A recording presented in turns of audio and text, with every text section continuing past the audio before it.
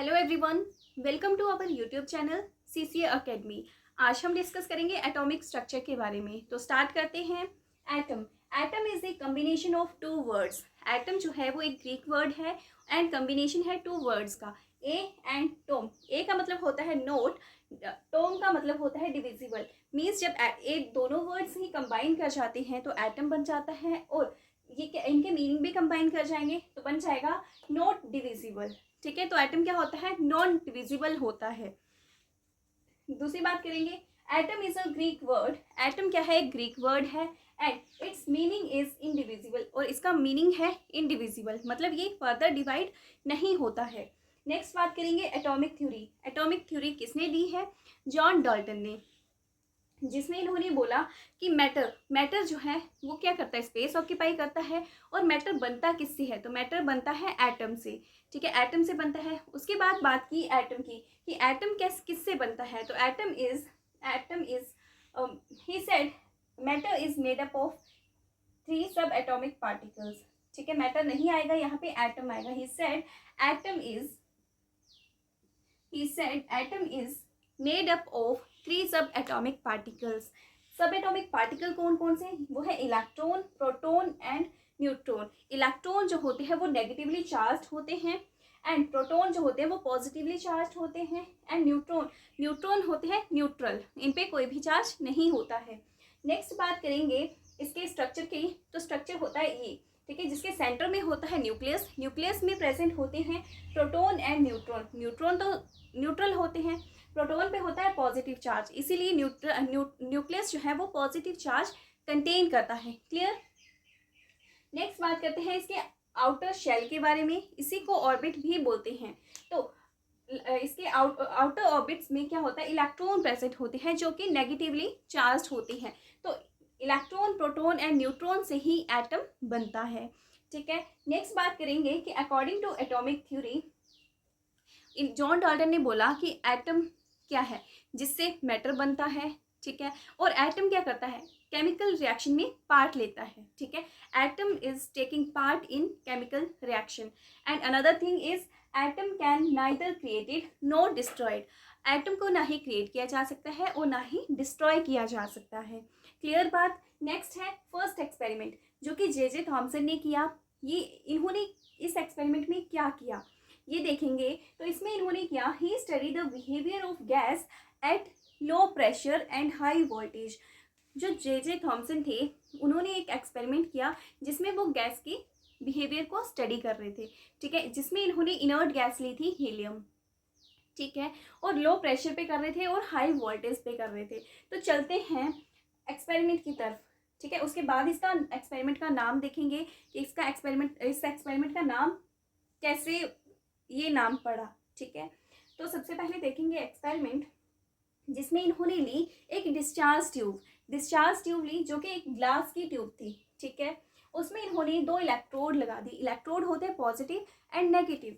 तो एक साइड लगा दिया इन्होंने नेगेटिव, जिसको बोलते हैं कैथोड, एंड एक साइड लगा दिया इन्होंने पॉजिटिव, तो पॉजिटिव को बोलते हैं एनोड।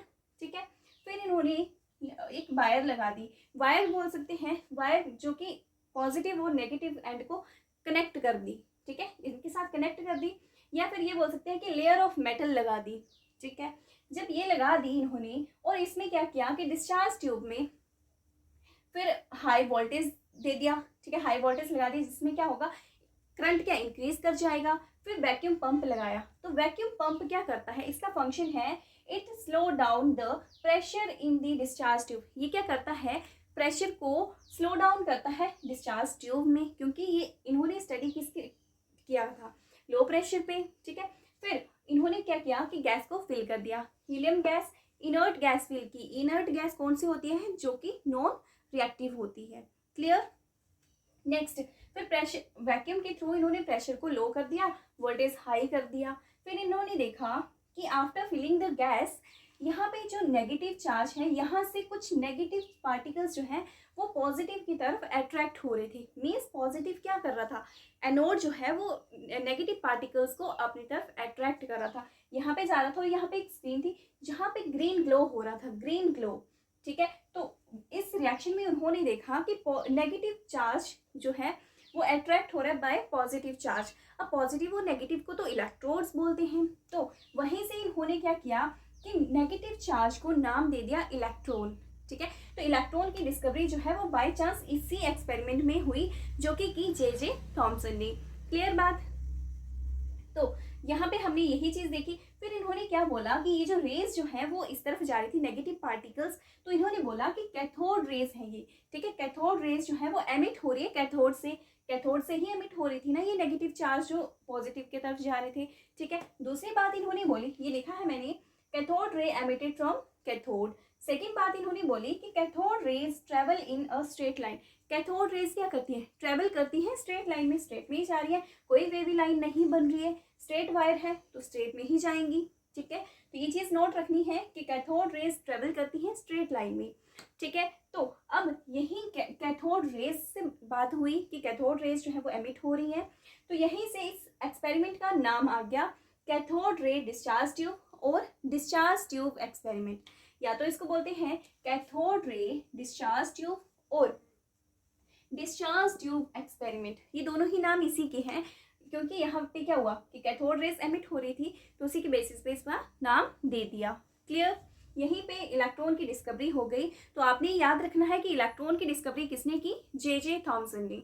क्लियर। फिर बोला कि इलेक्ट्रॉन की डेफिनेशन देखेंगे तो इलेक्ट्रॉन की डेफिनेशन है, electron is a fundamental particle which carry charge. इसके बारे में हम बाद में बात करेंगे। तो इलेक्ट्रॉन क्या है, फंडामेंटल पार्टिकल है, ये एक सब एटॉमिक पार्टिकल है और इसी को फंडामेंटल भी बोला। फंडामेंटल पार्टिकल पता कौन से होते हैं, जो सब एटॉमिक पार्टिकल है ना वो फर्दर किसी अदर पार्टिकल के साथ अटैच्ड नहीं होता है।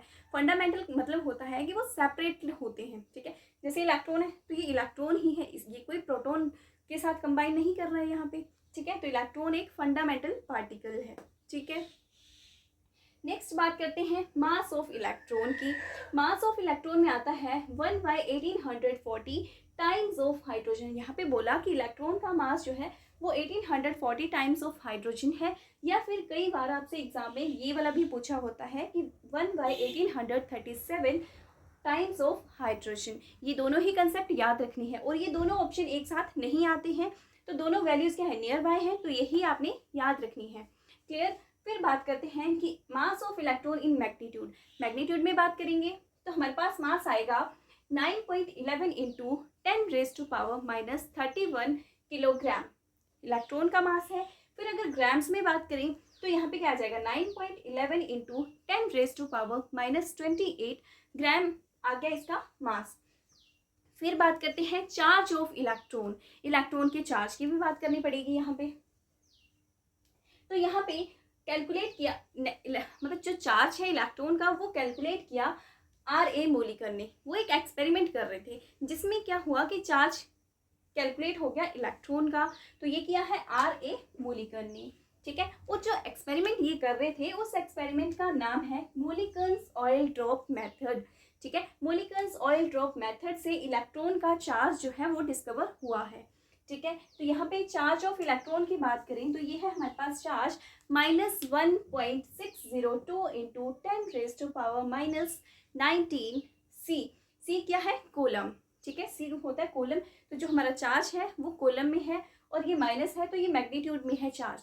ठीक है, तो याद रखना है -1.602 इंटू 10⁻⁻19 कूलम इसका चार्ज है। यहाँ पे बात की electron is a fundamental particle which carry -1.602 into 10⁻⁻19 coulomb charge. ठीक है, एक फंडामेंटल पार्टिकल है और ये वाला ये चार्ज की ये वैल्यू कैरी करता है। ठीक है, तो आज हमने पढ़ा एटम के बारे में, एटॉमिक थ्योरी के बारे में, ठीक है, इलेक्ट्रॉन की डिस्कवरी के बारे में, एंड मास ऑफ इलेक्ट्रॉन के बारे में, एंड चार्ज ऑफ इलेक्ट्रॉन के बारे में। आई होप आपको ये कंसेप्ट क्लियर हुए होंगे। So thanks for watching the video.